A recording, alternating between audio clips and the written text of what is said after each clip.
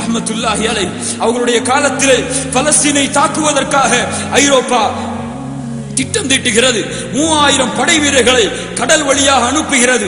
ஒரு தீவிலே முகாமிடுகிறார்கள்.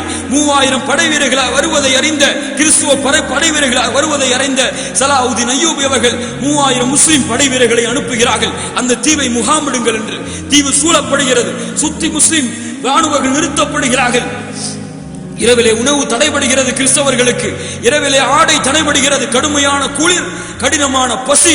முஸ்லிம்கள் எல்லோரும் அந்த தீவை பாதுகாத்துக் கொண்டிருக்கிறார்கள். முஸ்லிம்களுக்கு உணவு வருகிறது, முஸ்லிம்களுக்கு போர்வை வருகிறது குளிரிலிருந்து பாதுகாப்பதற்காக. ஒரு முஸ்லிம் எழுந்திருக்கிறார். அல்லாஹ்வுடைய தூதர் முஹம்மது ஸல்லல்லாஹு அலைஹி வஸல்லம் சொல்லி இருக்கிறார்கள், ஒருவருடைய உணவு 2 பேருக்கு போதுமானது. நம்முடைய எதிரிகளான இந்த கிறிஸ்தவர்கள் பசியிலே இருக்கிறார்கள். அதன் காரணமாக நம்முடைய உணவை அவர்களுடன் பகிர்ந்து கொள்வோம் என்று ஒவ்வொரு கிறிஸ்துவ தோழரையும் அழைத்து முஸ்லிம்கள் உணவு பரிமாறுகிறார்கள். ஒவ்வொருவருக்கும் தங்களுடைய போர்வையை 2ஆக கிழித்து கொடுக்கிறார்கள். இரவிலே அனைத்து கிறிஸ்தவர்களும் கலந்து ஆலோசிக்கிறார்கள். காலையில் என்ன நடந்தது தெரியுமா? முஸ்லிம்களுடைய கரங்களை பற்றினார்கள் அந்த கிறிஸ்தவர்கள். முஸ்லிம்களே, எண்ணிக்கொள்ளுங்கள், அஷ்ஹது அல்லா இலாஹ இல்லல்லாஹ் வ அஷ்ஹது அன்ன முஹம்மத ரசூல்.